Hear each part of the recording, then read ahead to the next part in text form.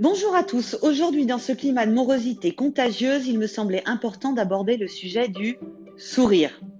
Je vous propose donc une petite synthèse sur son fonctionnement, puis un exercice de coaching sur le sujet à mettre en pratique n'importe où, voire même et surtout dans les transports en commun, afin qu'il soit plus contagieux que le virus. On distingue aujourd'hui deux grandes familles de sourires. Le sourire dit social, qui n'utilise que les muscles de votre bouche, et le fameux sourire dit Duchenne, qui engage aussi vos pommettes et vos yeux.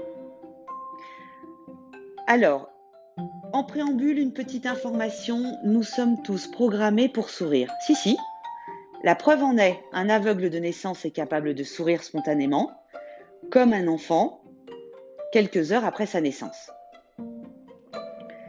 Jean-Didier Vincent écrit dans l'un de ses articles « L'homme ne peut se passer de l'homme, il habite le cœur de l'autre et l'autre habite son cœur. Cette capacité à s'accueillir réciproquement n'appartient qu'au genre humain et le sourire est au cœur de ce dispositif. » Mais en fait, qu'est-ce que cela implique concrètement ? Quand une personne en face de vous vous gratifie d'un sourire et si possible du chêne, vous ne cherchez pas à capter la forme de ses lèvres, mais plutôt la brillance de ses yeux. Là, vous devez commencer à voir où je veux vous emmener dans le contexte actuel. Le message délivré est donc un lien sympathique chargé d'émotions positives. Mais ce n'est pas tout. Des études menées aux États-Unis montrent que les sourires augmentent notre capacité de récupération suite à un épisode de stress. Intéressant, non ? Je vous parlais précédemment du sourire du chêne. Ok, mais qu'est-ce que c'est ? Au XIXe siècle, un neurologue français du nom de Guillaume Duchesne de Boulogne, expert en physiologie du mouvement, met en évidence les caractéristiques d'un vrai et d'un faux sourire. Alors aujourd'hui, nous allons nous concentrer sur le vrai sourire, celui qui porte son nom. Le sourire du chêne est le symbole de l'authenticité et de la sincérité.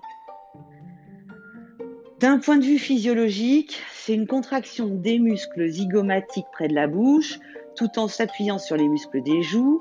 Cela a pour effet de former des petites rides autour des yeux par l'action des muscles orbiculaires. Bon, en fait, en d'autres termes, vous essayez de contracter vos pommettes, ce qui va avoir pour conséquence d'étirer votre bouche en un sourire. Et comme vos pommettes sont relevées, vous plissez les yeux, vous avez un superbe regard de myope avec plein de rides autour des yeux. Bon, ça c'est fait. Maintenant, on va compliquer un peu les choses, car ce sourire est obligatoirement généré par des pensées positives. En fait, ce sourire particulier implique directement le système limbique de notre cerveau, qui est le siège de nos émotions. Concrètement, le sourire passe par le regard, ce regard qui pétille et qui renvoie à l'autre un sentiment de sincérité.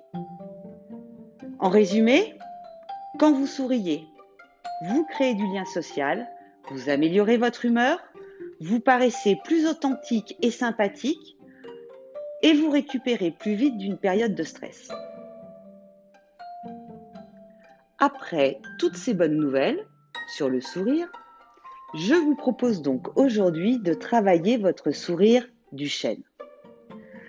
Alors pour ce faire, pas besoin d'un type de masque spécifique, FFP1, FFP2 ou que sais-je. Notre objectif du jour est d'avoir un sourire qui se voit malgré le port du masque. Arrêtons d'avoir un sentiment généralisé que tout le monde fait la gueule. Nous pouvons être sympathiques et avenants, même avec notre masque. Vous êtes prêts ? Alors, première étape, pensez à quelque chose qui vous rend heureux. Allez-y.